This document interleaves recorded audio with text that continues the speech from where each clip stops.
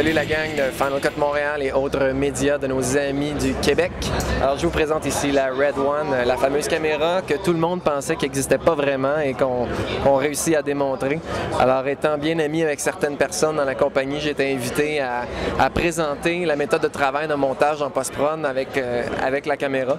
Et c'est vraiment extraordinaire parce qu'on a réussi à faire une caméra 4K, donc c'est 8 fois plus que du HD. On peut tourner en 4K pour le prix du DVC Pro 50. C'est vraiment extraordinaire. La caméra va commencer à être livrée d'ici un mois. Alors ceux qui ont acheté les caméras dans la dernière année vont recevoir leur modèle là puis le mois d'octobre dans le fond. Et si vous voulez en acheter une, mais ils prennent des réservations tout de suite. Ce qui est vraiment trippant avec la caméra, c'est que maintenant, grâce à Final Cut Pro 6, on peut monter du stock shot. On peut monter du stock shot directement dans Final Cut en temps réel sans avoir à convertir les fichiers 4K de la Red. On peut faire du drag and drop directement dans le timeline et ça fonctionne.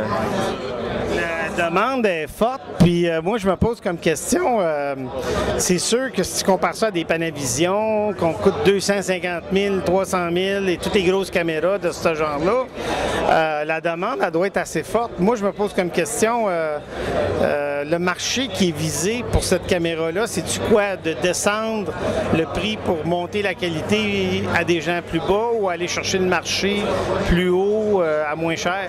Je pense que ta première réponse est la bonne. C'est exactement comme le marché de Final Cut Pro, c'est la démocratisation du tournage en très très haute résolution.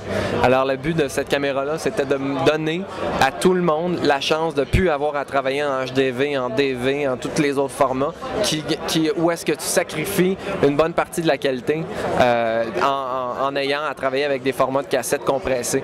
Le but de cette caméra-là, c'est que oui, il y a de la compression, mais sauf que tu pars avec une tellement haute résolution à la base qu'une fois que tu es rendu en définition standard ou en HD, ton image est absolument fantastique. Vous pouvez voir le film qui a été tourné par Peter Jackson, parce que Peter était très très curieux de la technologie. Comme vous savez, avec Lord of the Rings, tout ça, il a avancé les limites de la technologie, puis c'était pas mal trippant. Donc ce qu'il a décidé de faire, c'est d'appeler les gens de Red et de dire hey, j'aimerais essayer votre caméra, faire un show de test. Ils étaient absolument pas au courant qu'ils allaient tourner un court-métrage avec ça. Absolument pas. Ils s'attendaient pas à ça du tout. Alors 2 semaines avant l'NAB, ils sont descendus avec 2 prototypes et on parle des caméras en alpha encore. Les 2 premiers prototypes de la Red qui sont Boris et Natasha qui sont derrière vous. C'est avec ça que Peter Jackson a tourné son petit film. Et ils ont tourné ça en 2 jours et 3 heures. Donc, ils n'ont vraiment pas eu beaucoup de temps pour faire ce film-là. C'est vraiment un miracle de la technologie. Et ils ont monté ça dans Final Cut 6 oui. Beta, Alpha, je regarde? À peu près, oui. Ça prend absolument Final Cut Pro 6 pour être capable de monter du stock shot de la Red en mode natif. Par contre, avec l'application Red Cine qui vient avec la Red, vous pouvez transformer les fichiers 4K dans le format de votre choix. Donc, si vous ne travaillez pas avec Final Cut Pro 6, vous pouvez l'exporter dans un format HD, non compressé ou compressé. Vous pouvez transformer ça en DV si vous voulez. Si vous travaillez sur Avid aussi, ça fonctionne. Donc, dans n'importe quel format de montage. Mais c'est sûr que le workflow dans Final Cut Pro 6 permet de monter en mode natif, pas de conversion. Et c'est vraiment du drag and drop des fichiers directement du disque dur de la caméra. Ouais, tu me disais justement, il prenait un disque Firewire à 400 avec un throughput d'à peu près quoi, 20 mégabits? L'image est compressée en 12:1 avec un codec de compression wavelet, donc un codec avec un taux de compression vraiment excellent, ce qui fait que ça permet de garder les images en 4K à un taux de compression de 24 MB par seconde. Le Red Drive, qui est le disque dur qu'on attache derrière la caméra, c'est un disque dur de 320 GB et c'est un disque dur Firewire 800. Il n'y a pas de fil magique, il n'y a pas de gros RAID, ça prend pas un frigidaire de disque dur pour monter avec la Red.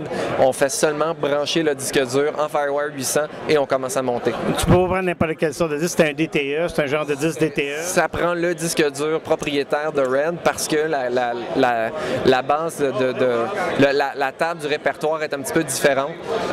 Mais c'est sûr que les disques de Red sont très très très abordables. 320 GB, c'est 900 $. Si on se dit ouais, ok, c'est un petit peu plus cher qu'un disque de 300 GB qu'on achèterait sur le marché normal, mais c'est un RAID spécial qui a été conçu spécifiquement pour la Red. Mais 320 gigs, c'est quoi, 2 heures, 2 heures et demie? 2 heures en 4K, à peu près, un petit peu plus que 2 heures en 4K, c'est énormément d'espace. Donc si vous décidez de tourner dans un mode de compression moindre, plus petit, c'est-à-dire comme du 2K ou du HD, vous allez avoir encore plus de place sur votre hard drive. Tu peux utiliser toutes sortes d'optiques. Les optiques, c'est standard à ceux des caméras cinéma. C'est exactement ça. C'est un PL mount qu'il y a en avant, donc ça vous permet de mettre n'importe quelle lentille cinéma.